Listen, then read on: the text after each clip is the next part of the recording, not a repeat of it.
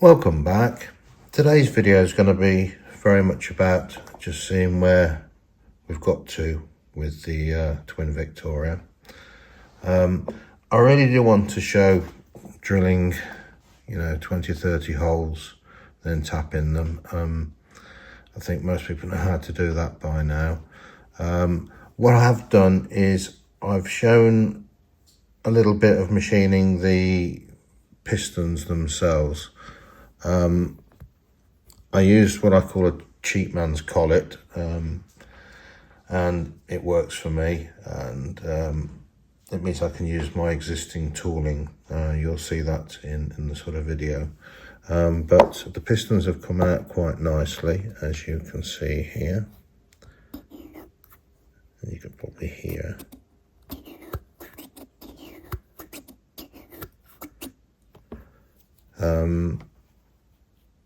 So that's really the heads are done now, and these are the end caps that go on the end of them. So my next job to do, which I'm going to really call out for some advice on this before I start it, is machining this piece. I obviously can't show you the drawing, but hopefully you can see the gist of it. I've got to drill 2 holes here that screw to the base plate. Then I've got to drill 2 holes here which go onto the cylinder. So the cylinder sits like so.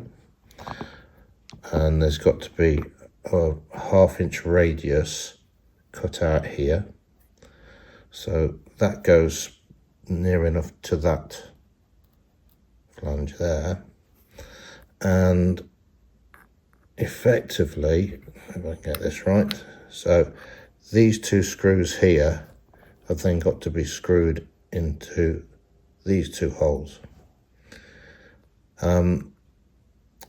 Now, I've been thinking about how I can do this.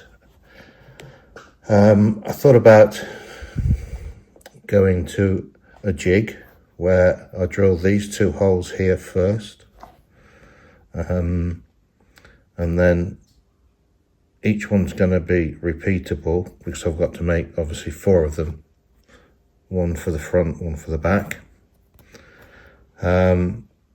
But I've then got to get a 1 inch or a 1/2 inch radius here, and these 2 holes exactly in the same place as this. So obviously you can drill like that, you can then flip it and drill like that. So, and just to complicate matters, they want a 60-degree radius there as well, which would look nice if it was the same on each part. So, haven't done anything like this before, so I'm kind of racking my brains how to do it, but if anybody's got any advice, I'd really much appreciate it. If not, I shall just have a go myself and see what the outcome. So, but enjoy the little bit of video on the pistons themselves. They have O-rings in them this time. I do like O-rings in these model engines. I think they work really well. They're not an industry running engine, and it just makes the whole engine a lot smoother. At the end of the day, the piston itself is doing majority of the work. The O-rings just helping it to seal.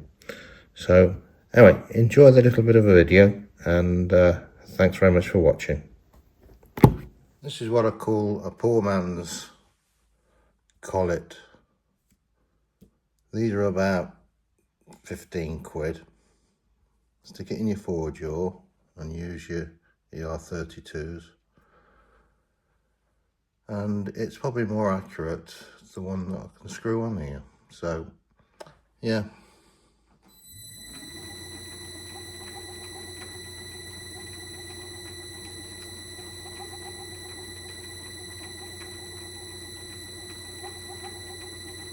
That'll work for me.